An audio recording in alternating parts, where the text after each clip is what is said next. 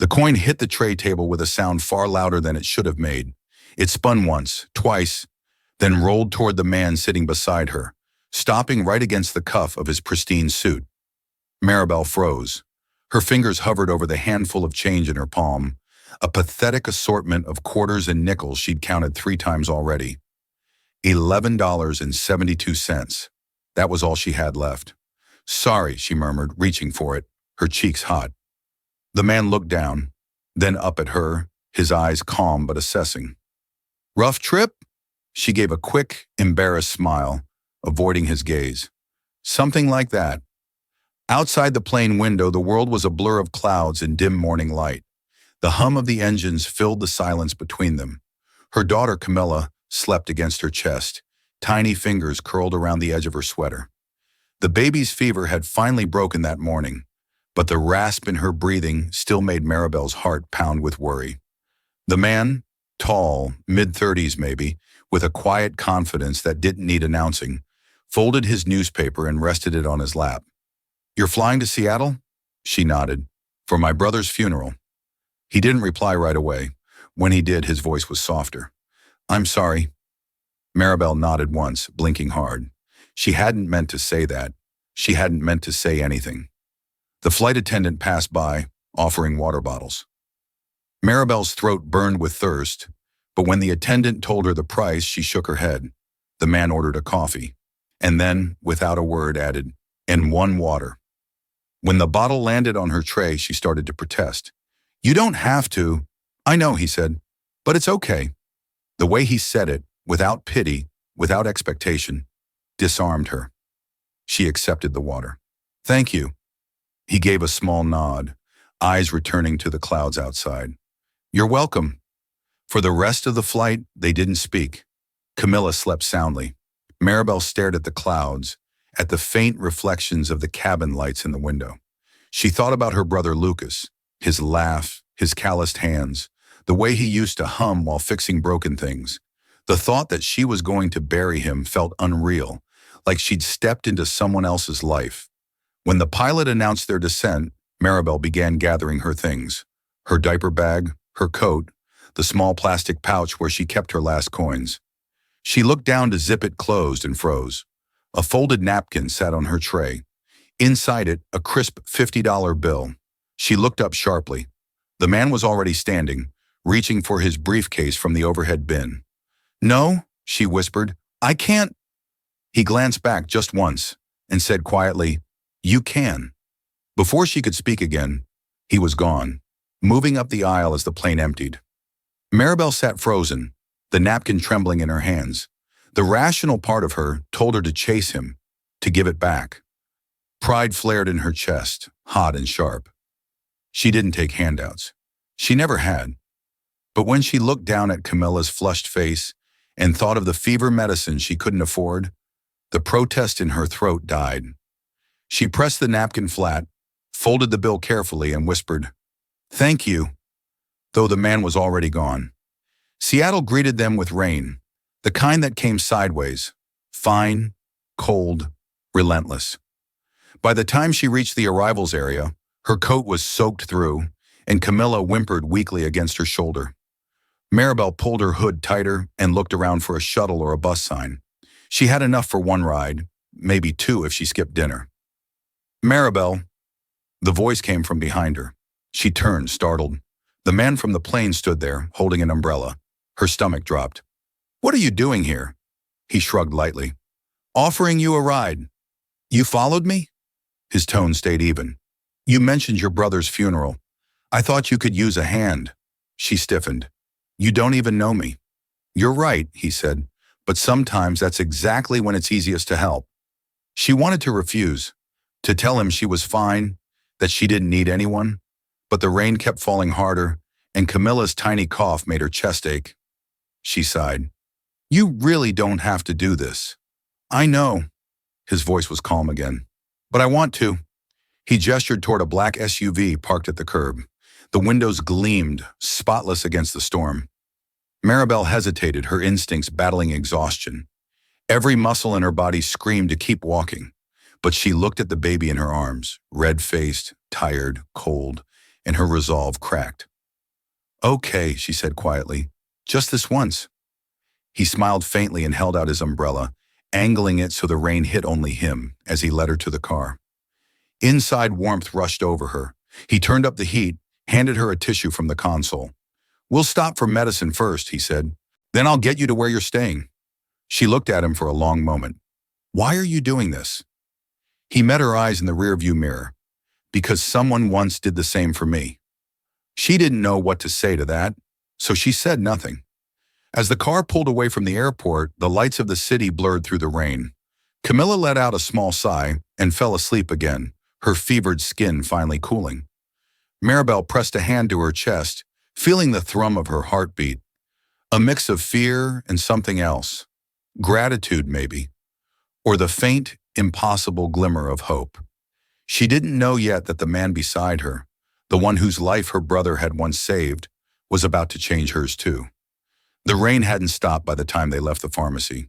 The world outside was a gray blur, headlights glowing in puddles, reflections of neon signs trembling across wet asphalt. Nathan pulled up the collar of his coat as he stepped around to open the car door for her. You didn't have to do that, Maribel murmured as she climbed inside, clutching the small white bag of medicine and baby formula. I know, he said, brushing raindrops from his sleeves. But it's easier for both of us this way.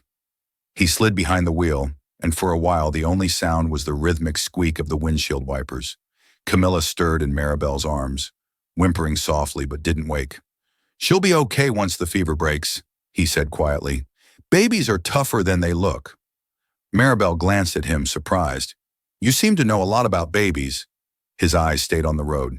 I used to.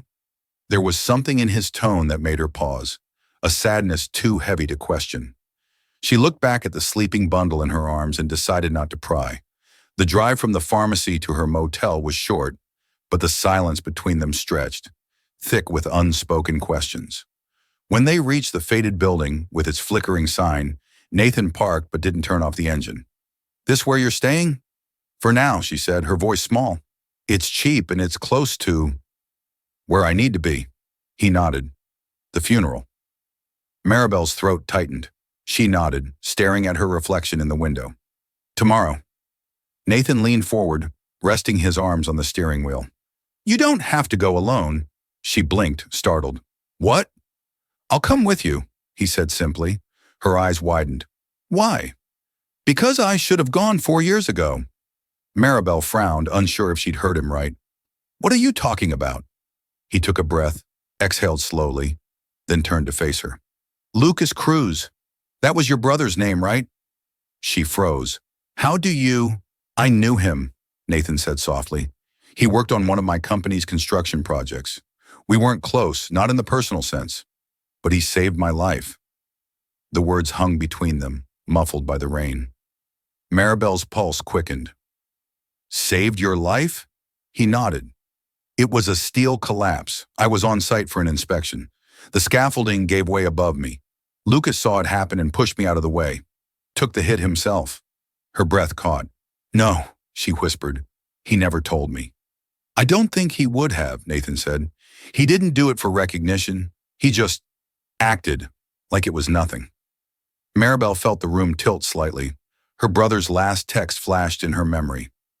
Long day. New guy at the site seems decent. I'll call you tomorrow. But there had been no tomorrow. She pressed a trembling hand to her mouth. He died saving you. Nathan's voice broke. He didn't die that day. He was hurt, but he survived the accident. He came back for a few more months, said he was fine. I didn't know the injury got worse. By the time I tried to check on him, he'd moved. No one could tell me where. Tears blurred her vision.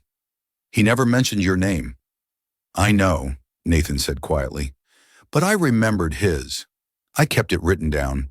Every year on the date of the collapse, I thought about him, about what I owed him. Maribel's throat felt raw. And now you're helping me, because you think it'll make up for what happened? No, he said firmly. I'm helping you because he would have wanted someone to. She turned away, anger and grief twisting together in her chest. You think buying formula and paying for my motel makes things right? I don't think I can ever make it right, he said, But maybe I can make it matter. For a moment, neither of them spoke. The rain softened against the windshield, the world outside blurring into streaks of silver. Finally, Nathan said, "He talked about you, you know." Maribel blinked. "What?"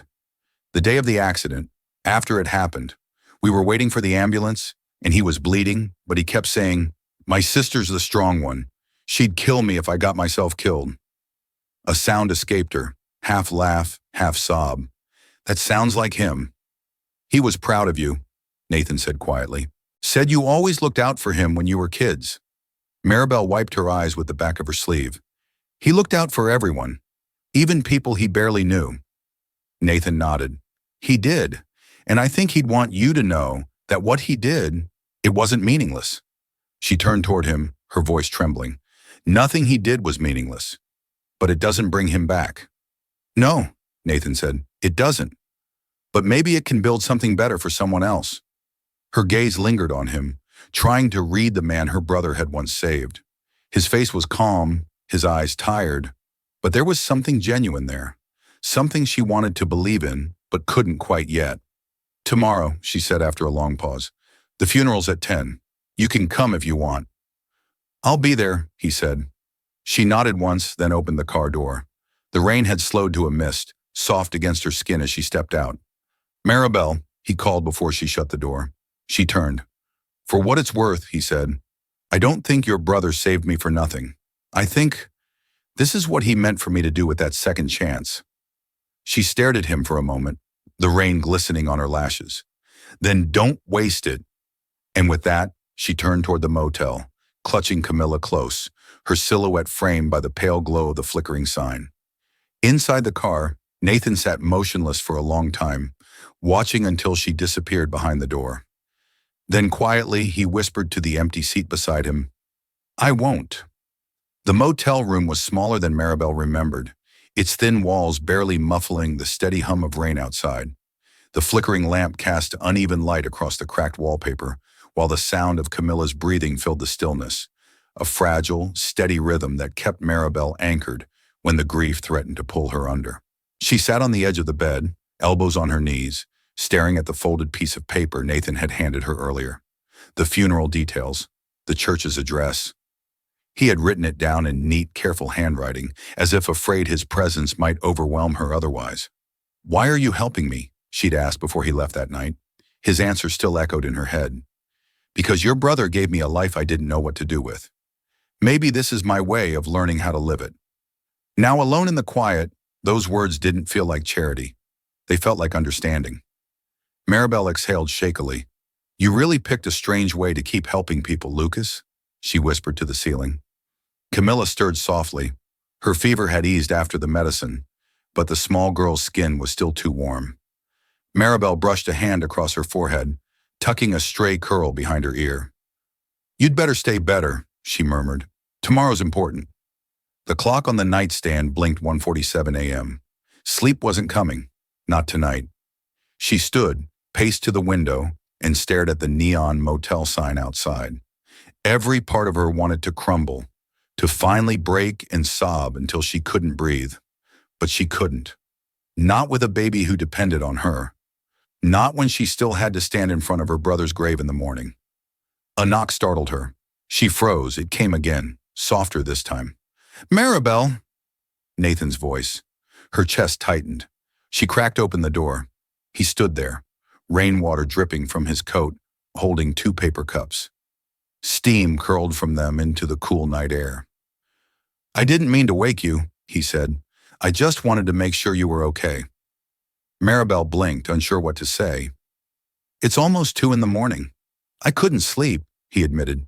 "Figured I might not be the only one." He held out one of the cups. "Chamomile tea. Helps when your mind won't stop."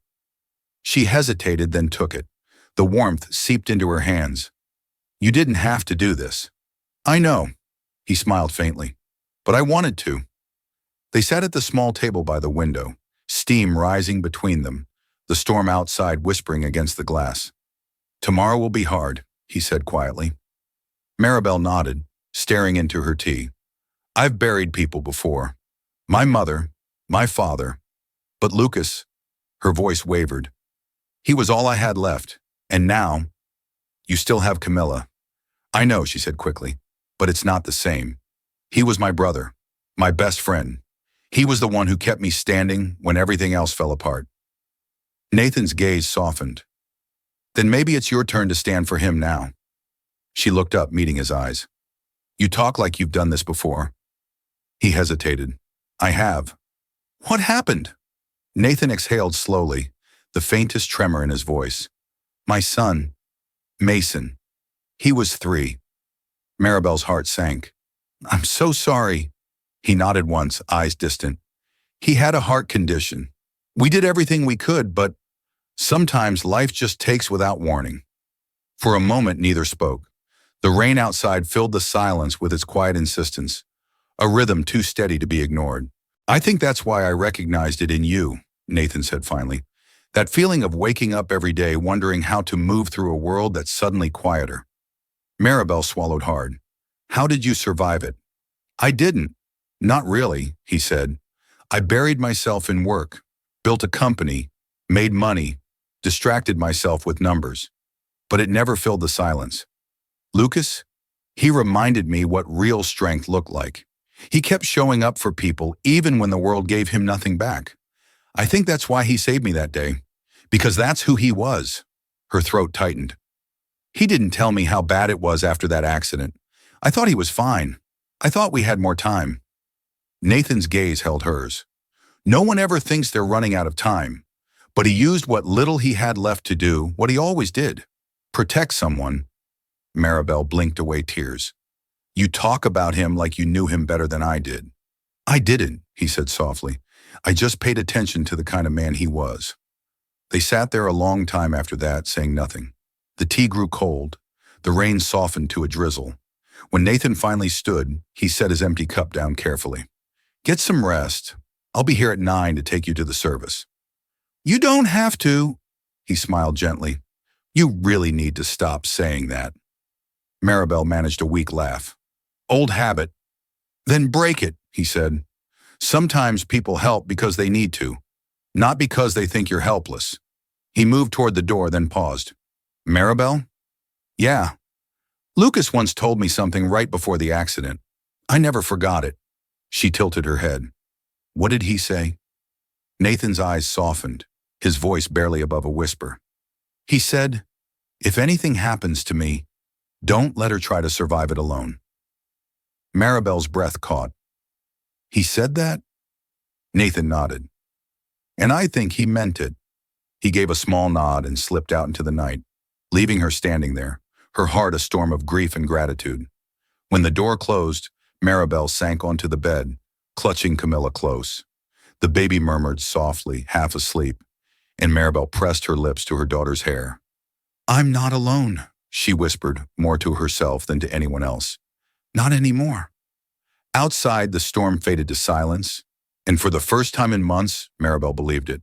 The church was small and white, perched on a quiet hill that overlooked the gray sprawl of Seattle. Rain had followed them all the way there, a soft mist that clung to the windows like breath. Inside, the pews were half empty, just a handful of old coworkers, neighbors, and a few faces Maribel didn't recognize. She stood near the front, holding Camilla, her eyes fixed on the casket draped in a single white cloth. The scent of lilies filled the air, heavy and suffocating. Lucas had always hated lilies. He used to joke that they smelled like endings. Nathan stood a few steps behind her, hands clasped, his dark suit pressed and immaculate. He didn't speak, didn't move, just watched her with a quiet steadiness that made her feel less alone, even when she couldn't bear to look at anyone at all. The priest's voice was low and distant. Words like grace and sacrifice drifted past her ears, dissolving into the hum of rain against the stained glass windows. When the service ended, people filtered out slowly, leaving behind the echo of polite condolences and the rustle of coats. Maribel stayed until the room was nearly empty. Nathan waited near the back, giving her space. Finally, she turned to him, her face pale but composed. He hated lilies, she said softly. Nathan blinked, unsure how to respond. I didn't know. She gave a small, hollow laugh. No one did. He always pretended to like them so Mom wouldn't feel bad for planting them every spring. He hesitated, then stepped closer. You don't have to stay for the burial. It's cold and Camilla. I'm staying, she said firmly. He stayed for me every time I needed him. I won't leave him alone now. Nathan nodded, no argument left in him. Then I'll stay too. The rain had turned heavier by the time they reached the cemetery. Umbrellas bloomed across the grass like black flowers. The priest murmured another short prayer, the wind stealing half his words. Maribel stood still, her hair damp, her hands clenched around Camilla's small blanket. When the first shovel of dirt hit the coffin, she flinched. Nathan glanced at her but didn't speak.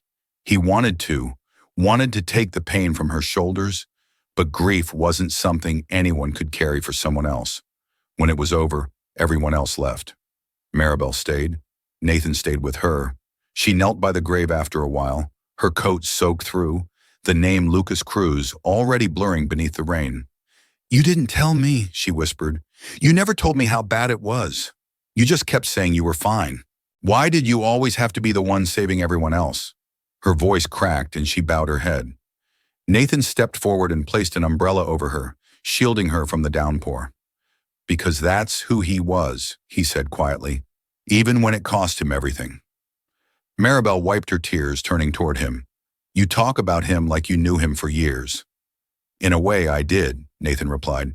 He saved me, but I never got to repay him. I thought about that a lot. She shook her head. You don't owe him anything. He met her eyes. I think I do. She held his gaze, her expression unreadable. You think helping me now makes up for what happened? No, Nathan said, his voice steady. Nothing could make up for that, but I can make sure what he did for me doesn't end with just gratitude. For a long moment, they stood in silence, two people bound by a man who no longer existed, yet somehow still connected them both. Finally, Maribel sighed and whispered, He used to tell me that people like him don't get remembered for what they have. They get remembered for what they give. Nathan looked down at the fresh soil, the flowers already wilting beneath the rain. Then we should make sure what he gave keeps growing. Later, they sat in his car, the windshield fogged from the heat. Camilla slept in the back seat, a tiny pink face peeking from beneath her blanket. Maribel stared out the window, her voice low. I used to call him every night after work, even when I didn't have much to say. Just hearing his voice made things easier. Now, her voice faltered.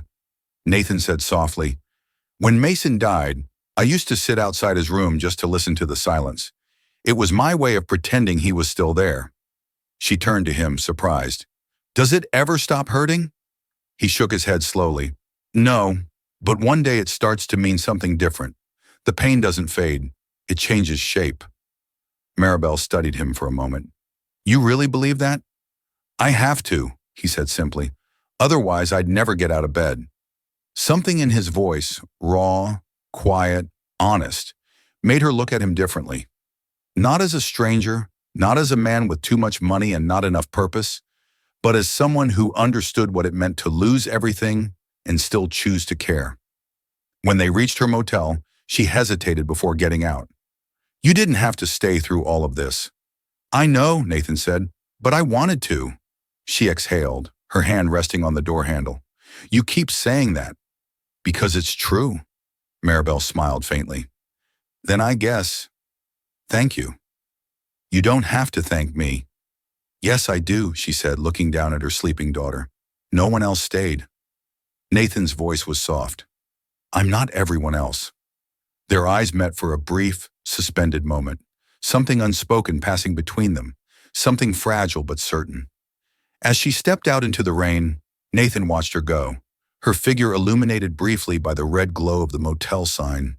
He sat there for a long time after she disappeared inside, the hum of the rain steady on the roof, the memory of Lucas's last words echoing in his mind. If anything happens to me, don't let her try to survive it alone. Nathan whispered into the quiet, I won't. And this time, he meant it. The days after the funeral blurred together, an endless loop of gray mornings and sleepless nights. Maribel tried to fill the silence with motion, folding laundry, organizing bottles, walking circles around the small motel room. but nothing drowned out the emptiness. Every sound, every echo of Camilla's cry reminded her that the world kept moving, even when she didn't want it to. Nathan checked in once a day, sometimes in person, sometimes by text. He never lingered long, never pushed, just enough to remind her he was there. When he showed up one evening, carrying 2 paper bags of groceries, she was too tired to argue. "You didn't have to," she murmured as he set them on the counter. "I know," he said, with the same patient calm as always.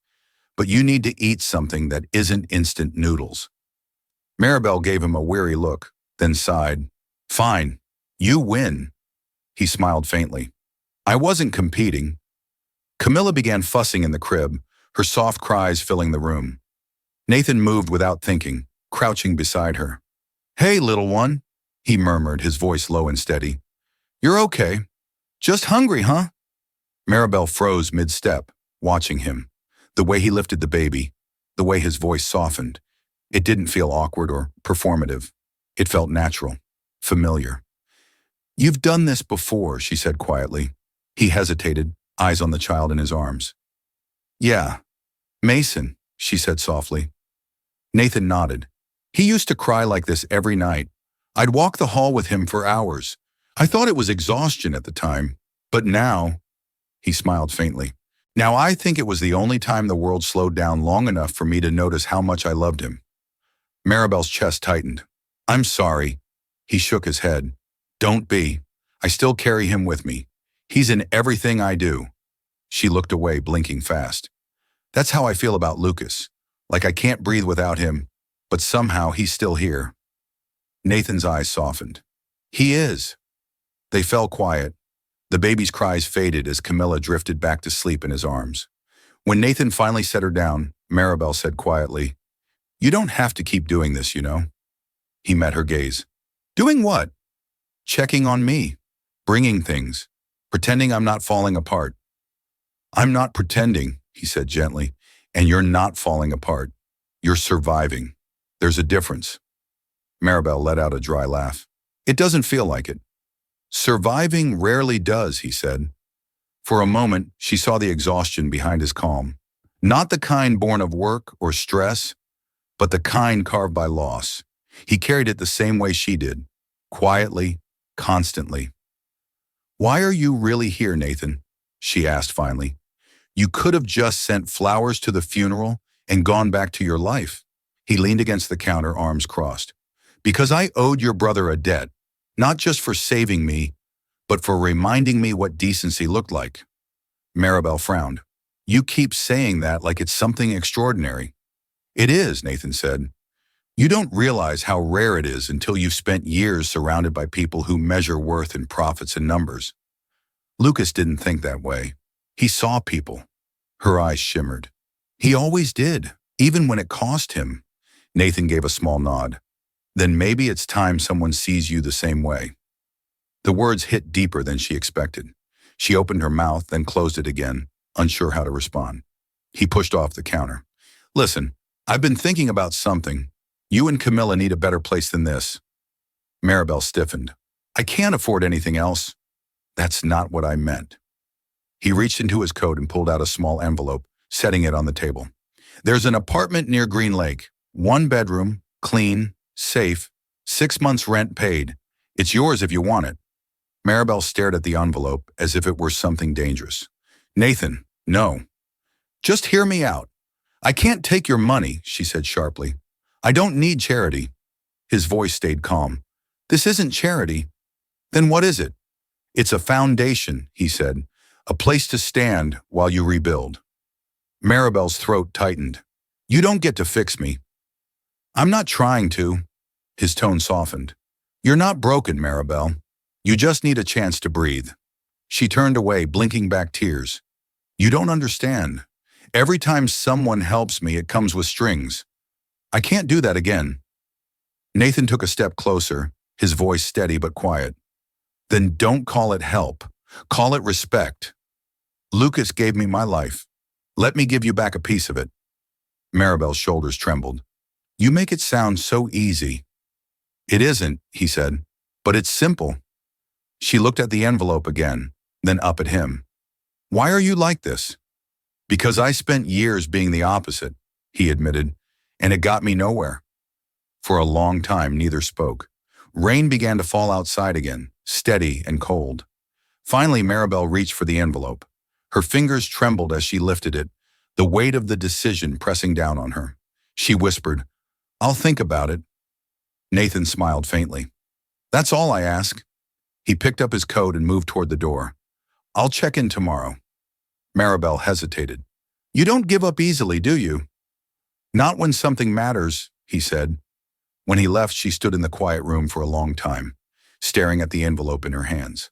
Camilla shifted in her crib, letting out a soft sigh. Maribel leaned over, brushing her fingers across her daughter's cheek. "What do you think, little one?" she whispered. "Do we take the chance?" The baby stirred, then smiled faintly in her sleep. Maribel exhaled, the first hint of something new stirring in her chest. Not relief, not certainty, but hope. Outside, the rain softened to a drizzle, and for the first time in months, she believed the storm might actually end. The apartment smelled faintly of new paint and cedar when Maribel stepped inside.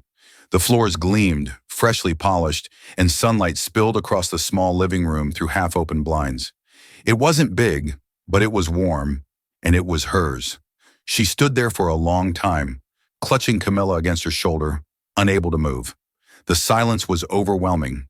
No leaky faucet, no flickering neon from the motel sign, no footsteps from the room next door. Just space. Peace.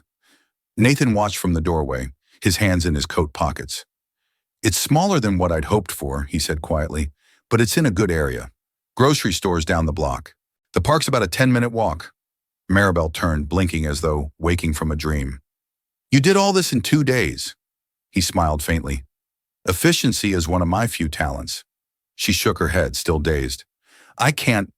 Nathan, this is too much." "It's not," he said simply. She opened her mouth to protest again, but stopped herself. Camilla had begun babbling softly, reaching out toward the light. Maribel laughed under her breath. "She likes it," she murmured. Nathan's gaze softened. "Then it's worth it." He handed her a small envelope, the lease papers, a few receipts, and a note written in his neat handwriting. "The rent's covered for 6 months. After that, we can talk about what's next." "We?" she repeated, raising an eyebrow. Nathan looked almost sheepish. "I meant you," he corrected. "Force of habit." She crossed her arms. "You sound like a man who's used to running things." "Maybe," he said, "but this isn't something I'm running. It's something I'm trying to do right." Maribel exhaled, her tone softer now. "You don't have to keep proving anything. To Lucas, to me, to yourself." "I'm not trying to prove anything," he said. "I just don't want what your brother did for me to end with a memory." Her eyes glistened. "You talk like you owe him your life." "I do," Nathan said. "And if this helps me live it in a way that means something, then maybe it's not a debt anymore. Maybe it's purpose." The room went quiet. Camilla squealed suddenly, breaking the heaviness between them. Nathan smiled and bent slightly to tickle her chin, earning a delighted giggle. Maribel found herself laughing too. The sound surprised her. It had been so long since she'd heard it. Over the next week, she adjusted to the rhythm of her new life. Each morning, she'd open the windows and let the air rush in, cool and bright. She learned the creak of the kitchen cabinet, the hum of the fridge, the way the floor near the bathroom dipped slightly under her heel. She found comfort in routine, feeding Camilla, taking long walks by the lake, applying for part-time jobs. For the first time in months, she wasn't running. She was simply living. Nathan checked in often, though not intrusively. Sometimes he brought groceries, sometimes just coffee. Once he stopped by with a small plant. "To make the place feel more alive," he'd said, "is this your way of making sure I don't starve and that I remember to water things?" She teased. He grinned. "You're catching on." Their conversations grew easier. They talked about everything and nothing. Her old job at the diner, his early failures before becoming CEO, the books they both pretended to have read but hadn't. But one evening, as the sun dipped low behind the blinds, their laughter faded into something quieter. Maribel was sorting Camilla's laundry when Nathan said softly, "I've been thinking about starting something." She looked up. Another company? He shook his head. No, something different, something that matters. Maribel set down the folded blanket. What do you mean? Nathan hesitated, then took a deep breath. Lucas once told me the world doesn't need more rich men. It needs people who remember what it's like to be poor. He said that the best thing anyone can build is a bridge for someone else to cross. Maribel's throat tightened. He said that? Yeah, Nathan said, smiling faintly. Right after I told him he should ask for a promotion. He laughed and said, "What would I do with more money? Buy better socks?" She laughed through her tears. That sounds like him. Nathan leaned forward, resting his elbows on his knees. I want to start something in his name. A foundation. A place where single parents can get food, job support, childcare. Real help, not paperwork. Maribel blinked. You're serious? Dead serious, he said. I'll fund it. But it needs someone who understands what it feels like to stand where they stand. She frowned, unsure. You mean me? Nathan nodded. You're the reason I even thought of it. The way you keep going, no matter what. You've got more strength in you than anyone I've ever met. Her heart twisted. Nathan, I don't know how to run something like that. I barely know how to keep my own life together. You'll learn, he said simply, and I'll help. You don't have to do it alone. The last words lingered. For a long moment she didn't speak. Then she said quietly, You really think I could do something like that? I don't think, Nathan said. I know. Tears welled in her eyes, but she blinked them away. He'd like that, you know. Lucas. He always said the best way to thank someone was to keep helping people after they're gone. Nathan smiled. Then that's what we'll do. They sat in silence for a while, watching the evening settle in. Camilla cooed softly in her crib, and Maribel reached down to tuck the blanket around her. When she looked back up, Nathan was still watching her, not with pity, not with admiration, but with something steadier. Thank you, she said softly. For what? For not giving up. Nathan's voice was quiet but sure. You make it easy. Outside, the streetlights flickered to life, casting soft halos of light across the windows. For the first time, the future didn't feel like a distant dream. It felt close enough to touch. And for Maribel, that was everything. The following weeks felt like stepping into someone else's life. For the first time in years, Maribel woke up with purpose rather than dread. The apartment was no longer just a place to survive in, it was a starting point. Each morning began the same, sunlight cutting through the blinds, Camilla's laughter echoing in the quiet, and coffee brewing on the small counter Nathan had helped install. It was ordinary, simple, and yet it felt extraordinary to her. Nathan had kept his promise. He returned a few days later with plans, blueprints, sketches, a folder labeled The Camilla Project. Maribel had laughed the first time she saw it. You're naming it after my daughter? After the person who gave me the reason to do this, he said. She represents hope, and hope deserves a name. They'd been inseparable since then, not in the way of romance, but in a partnership that grew out of mutual loss and quiet understanding. Together, they spent hours at cafes, empty office spaces, and community centers, drafting what the foundation would become. Every idea felt like breathing life into Lucas's memory. One chilly morning, Maribel stood beside Nathan in front of an abandoned brick building near the lake. The walls were cracked, the windows boarded, but sunlight still filtered through the gaps, scattering golden dust through the air. This was an old food bank, Nathan said. It's been closed for years, but the bones are solid. With some renovation, it could be perfect. Maribel looked around, imagining it. The shelves stocked again, the echo of children's laughter, a space alive with warmth. It feels right, she said softly. Nathan smiled. Then this is where we'll start. He handed her a clipboard, and together they began to plan. They decided to divide the space into sections, one for food distribution, another for childcare, and a small corner with secondhand clothes and books. Maribel wanted a play area for the kids. Nathan wanted a quiet corner for counseling and legal advice. People need more than food, Lashan, he said one afternoon as they stood over the blueprints. They need to feel seen. Maribel nodded. That's what Lucas did. He never fixed people's lives, but he made them feel like they weren't alone. Nathan looked at her, his voice low. That's exactly what this will be. The days turned into weeks, and construction began. Volunteers came, friends of Nathan, former co-workers of Lucas, even a few of the motel staff who remembered Maribel from her hardest nights. Maribel found herself at the center of it all. She coordinated schedules, sorted donations, and comforted the single mothers who showed up just to talk. Her hands were blistered, her clothes always dusted with drywall powder, but she was smiling. One afternoon, as she painted the front wall, she noticed Nathan watching her from the doorway. His sleeves were rolled up, his hair messy with sawdust, but the smile on his face was the same steady one she'd come to rely on. "You've got paint in your hair," he said. She laughed. "Occupational hazard." "You're really good at this," he said, walking over. "You were meant for it." Maribel glanced at the sign propped against the wall. The Camilla Project in soft blue letters. "I never thought I'd build anything again," she admitted. "I thought life had already taken everything." Nathan's voice softened.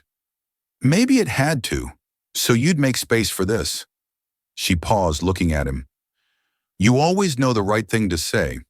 He shrugged, smiling faintly. "Practice." The moment lingered, quiet, comfortable, fragile. For a second, she thought about how different her life might have been if they'd met under any other circumstances. But maybe that wasn't the point. Maybe they'd met exactly when they were supposed to. When the renovations were nearly complete, Nathan called her to the office. He looked different that day. Tense, his usually calm demeanor shadowed with something she couldn't place. "I need to tell you something," he began. Her stomach tightened. "What is it?" He took a deep breath. "The company I left, they've been pushing me to come back. They're offering me a new position, one that would require me to move. Overseas." The words hit harder than she expected. "Move," she repeated. "It's complicated," he said quickly. "I haven't said yes. I just thought you should know." Maribel tried to smile, but her throat burned. "You've done so much already. You don't owe me anything more." He frowned. "It's not about owing you. It's about wanting to be here." "Then stay," she said, before she could stop herself. The room went still. Nathan looked at her, his expression softening. "Maribel." She looked away. "Forget it. You have a life to live, and I am living it," he interrupted. "Right here, with this, with you and Camilla. But if I stay, it has to be because it's right for both of us. Not because either of us feels we owe the other something." Her heart twisted. "And if you go, then I'll make sure this place, our place, keeps running, because that's what Lucas would want." Tears welled in her eyes, but she blinked them back. "You always talk about what Lucas would want," she said quietly. "What about what you want?" Nathan hesitated. "I want to keep my promise to him." She shook her head, a faint, bittersweet smile touching her lips. "You already have." That night after he left, Maribel walked through the quiet building alone. The paint was still drying, the lights humming faintly. In the playroom, she stopped by the small mural a volunteer had painted, Lucas's favorite quote written across the wall. "If you can't save the world, start with one person." Her fingers brushed the words as she whispered, "You'd laugh if you saw this, Lucas. You'd say we overdid it." Camilla's soft babble echoed from her stroller. Maribel smiled through her tears. "No," she said quietly. "You'd say it's exactly enough." And deep down, she knew he'd be right. The grand opening was supposed to be a celebration, but Maribel's heart felt heavier than it had in weeks. The Camilla Project gleamed like a promise finally kept. Fresh paint, clean shelves, a soft scent of new beginnings. Volunteers arranged donated clothes while children's laughter bounced through the newly built playroom. Sunlight poured through the windows, glinting off the sign that hung above the door. Hope begins here, but Nathan wasn't there. He'd sent a message that morning, short, polite, careful, flight delayed, might not make it back in time. Proud of you. She stared at the text until the letters blurred. She wanted to be proud too, wanted to feel the joy everyone around her did. But all she could feel was the absence of the man who had helped her rebuild her life. Lucas's photo hung by the entrance, a black and white image of him smiling, taken long before the accident. Beneath it, a small plaque read, "In honor of those who give without asking." Maribel brushed her thumb across the glass. "We did it," she whispered. "But he should have been here to see it." Camilla gurgled from her stroller, reaching for a ribbon tied to the handle. The baby didn't understand the weight of the day, or maybe she did in her own way, because when she smiled, something in Maribel's chest loosened. The mayor gave a short speech. Cameras flashed. People applauded. And when the ribbon was finally cut, Maribel smiled for the crowd, though her mind was 1,000 miles away, wondering if Nathan's plane had taken off yet, or if he'd already chosen to leave this life behind. By evening, the building was quiet again. The last of the volunteers had gone home, leaving behind the faint scent of coffee and sawdust. Maribel locked the front door and stood in the middle of the room, exhaustion sinking deep into her bones. She turned off the lights one by one until only the soft glow from the street lamps outside remained. "Looks good," came a voice from the doorway. Her breath caught. Nathan stood there, his coat damp from rain, suitcase still in hand. "You came back," she whispered. "I told you I would," he said softly, stepping inside. She shook her head in disbelief. "You said your flight—" "I canceled it." Maribel blinked. "Nathan!" He dropped his suitcase near the door and looked around.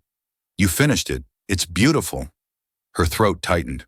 "You weren't supposed to be here." He smiled faintly. "Neither were you. But here we are." For a long moment, neither spoke. The quiet between them was different now, thicker, charged with everything unsaid. Finally, Maribel found her voice. "Why did you come back?" Nathan's expression softened. "Because I realized something on the way to the airport. I thought Lucas saved my life that day, but he didn't." "Not really." She frowned. "What do you mean?" "He gave me time," Nathan said. "Time to figure out what I was supposed to do with the life he gave me. And I wasted most of it chasing things that didn't matter. Money, success, control. But then I met you, and Camilla, and suddenly it all made sense." Maribel's heart pounded. "Nathan," he stepped closer, "I came back because I don't want to keep running from the good things left in this world. Because helping you didn't just honor Lucas. It gave me a reason to start living again." She stared at him, tears brimming in her eyes. "You think you owe us something." He shook his head. "I don't owe you anything. I choose you. Both of you." The words hung in the air, trembling between them. Maribel turned away, wiping her eyes. "You shouldn't say things like that." "Why not?" "Because people don't stay, Nathan. They promise, but they always leave." He took another step closer, his voice quiet but steady. "Then let me be the first one who doesn't." Maribel's breath shuddered. She wanted to believe him, to let the warmth of those words wrap around her like sunlight after too long in the cold. But belief was dangerous. It had betrayed her before.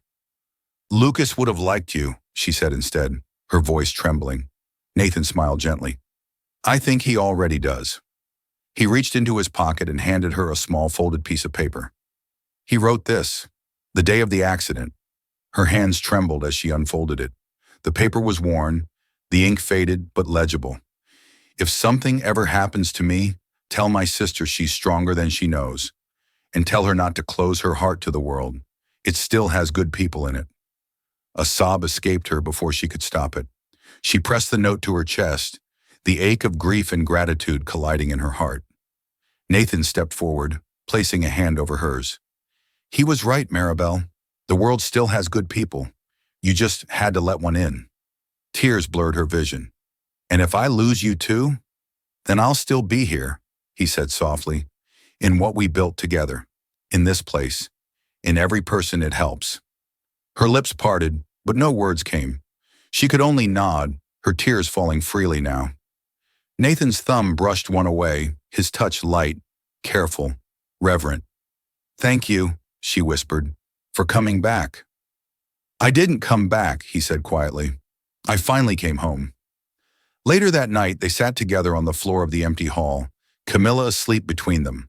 The sound of rain outside was soft and rhythmic, like the heartbeat of something finally alive again. They didn't talk much. They didn't need to. Nathan leaned back against the wall, closing his eyes. Do you realize what you've done, Maribel? She smiled faintly. What's that? You turned loss into something beautiful. Maribel looked around the room, at the shelves, the mural, the soft glow from the nightlights, and felt her chest swell with quiet pride. No, she said softly. We did. Nathan smiled, his voice barely above a whisper. Lucas would be proud. She nodded, eyes glistening. I think he already is. Outside, dawn began to break, spilling pale light through the windows. And for the first time in years, Maribel didn't dread the morning. She welcomed it. Spring crept in quietly, softening the edges of winter. The Camilla project had been open for 3 months, and the little building on Green Lake was no longer just a place. It was a rhythm, a heartbeat of its own. Every morning, Maribel unlocked the doors before sunrise. By mid-morning, the space would be alive. Parents chatting in the kitchen, children laughing in the play area, the scent of coffee and hope drifting through the air.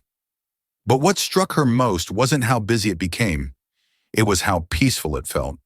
There was a quiet order to the chaos, as if every person who stepped through those doors carried a piece of the same invisible thread. Survival, gratitude, and a need to belong. Maribel found herself in every story she heard. The mother who'd fled a bad marriage with nothing but a stroller and a diaper bag. The father trying to keep his job after losing his home.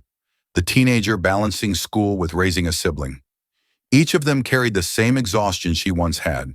But now she could offer them something Lucas had given her without words. A sense that they weren't alone. Nathan had become a constant presence. He spent less time at his company and more here, fixing leaky pipes, arranging donations, or talking quietly with volunteers. He'd even let the paint stain his once perfect shirts. You realize CEOs aren't supposed to unclog sinks, right? Maribel teased one afternoon. He glanced up from under the cabinet, smirking. And yet here I am, a man of many talents. She laughed. I'm not sure plumbing counts as a talent. Then what does? Maribel hesitated, then said softly, being here, staying. Nathan met her gaze from the floor, his expression unreadable. I told you I would. I know, she said, smiling. It just still surprises me sometimes. He stood, wiping his hands on a rag. Maybe it shouldn't. Maybe not, she murmured. But the truth was, she had spent most of her life learning that people left. And even when they meant well, promises had a way of breaking. Nathan hadn't broken his. Later that week, the Camilla Project held its first fundraising dinner. It wasn't grand, just a community potluck in the hall, strings of lights overhead, laughter echoing off the walls. Maribel stood at the front, clutching a stack of index cards she'd written her speech on.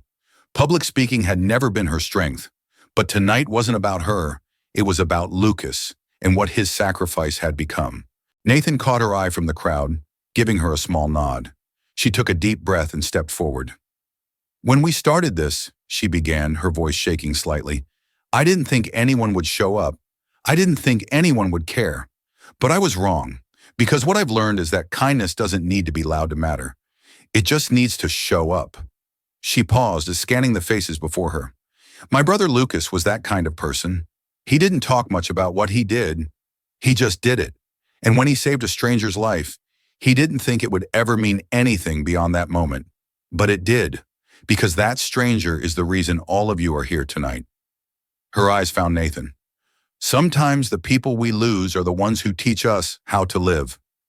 The room was silent for a moment, then applause filled the air, warm and genuine. Nathan smiled, pride flickering in his eyes.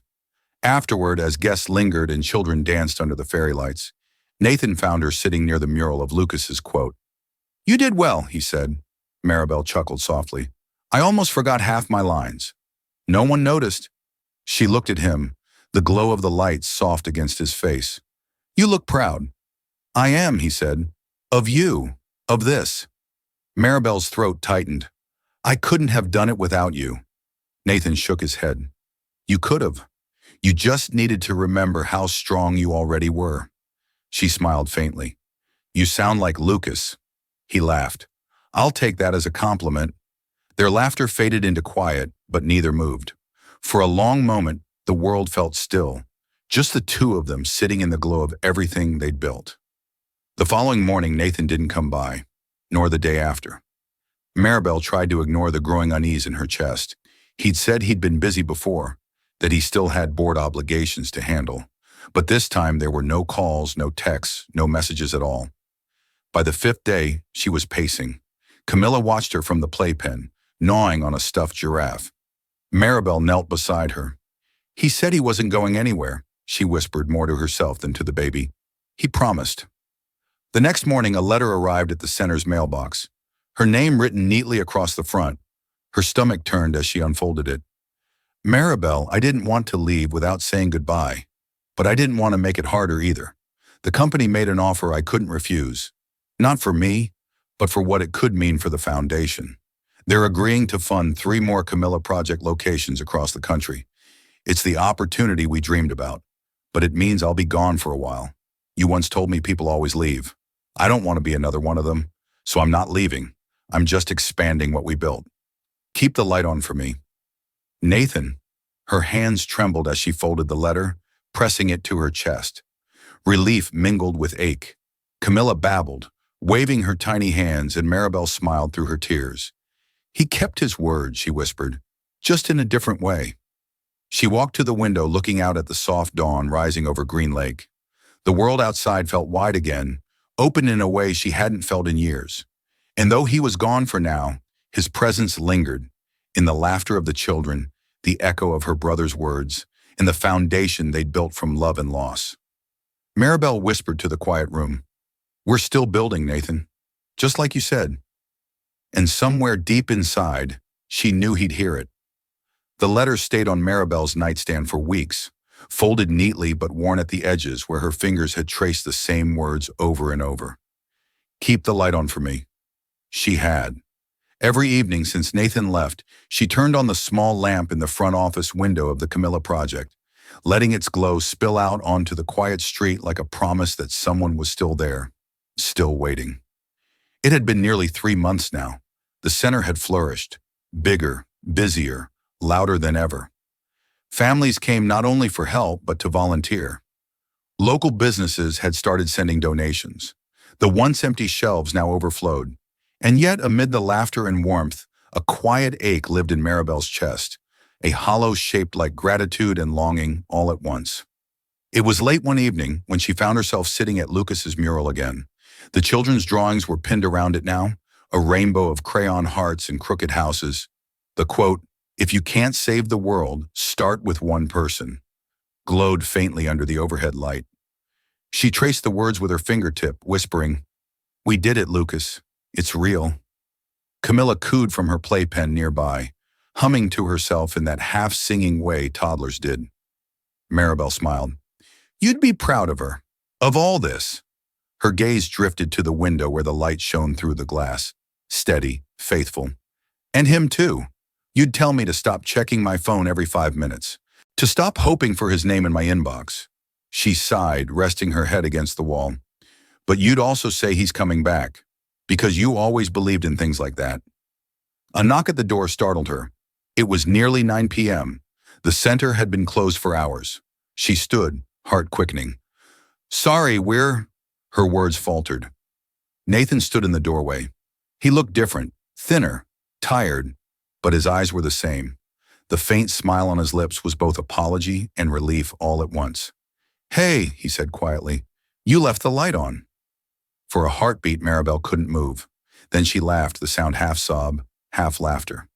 "You said to." He stepped inside, setting his bag down. "I did.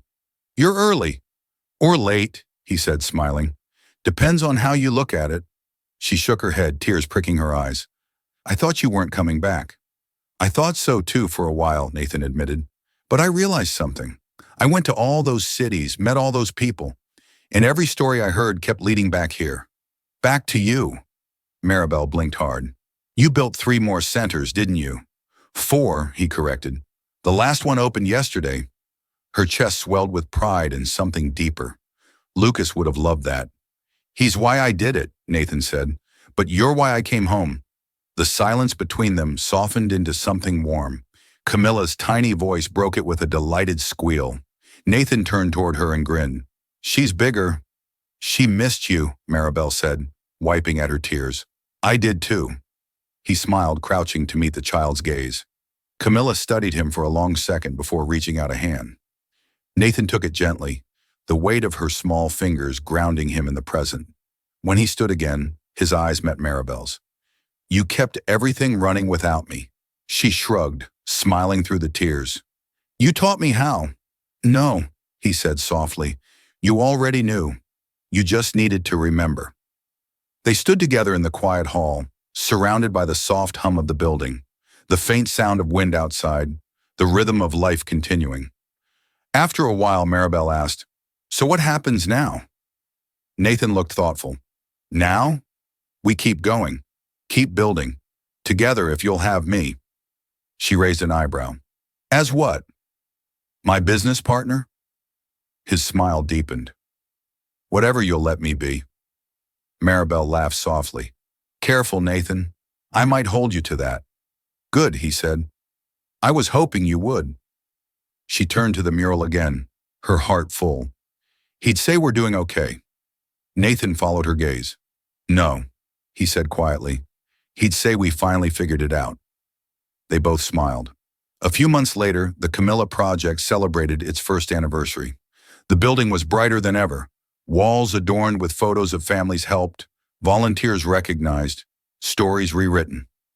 Maribel gave a short speech to the crowd, her voice steady and proud. This place began with loss, she said, but it grew from love.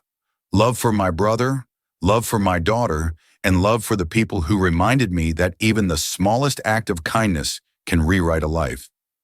The audience applauded, and when her eyes found Nathan's in the crowd, she smiled. He stood near the back, clapping, a quiet pride radiating from him. When the event ended and the lights dimmed, Maribel walked outside with Camilla in her arms. The night was clear, the lake shimmering under the moonlight. Nathan joined her, hands in his pockets. Still feels strange, doesn't it? What does? She asked. That we made something that outlived the pain? She smiled. Maybe that's what healing really is. Not forgetting, just building something bigger than the hurt. He looked at her for a long moment. You've changed everything, Maribel. She shook her head. No, Nathan, we did. Camilla stirred and reached toward the sky, giggling as the moonlight caught her tiny hands. Maribel whispered, She thinks she can grab it. Nathan smiled. Let her. She doesn't know it's impossible yet. They stood there for a while, watching the light dance across the water, the world quiet, whole, and filled with the echoes of everything they'd lost and everything they'd found again. When Nathan finally reached for her hand, Maribel didn't hesitate. She held on. The light from the Camilla project glowed softly behind them, a beacon in the dark, and for the first time in a long time, she felt certain the light would never go out.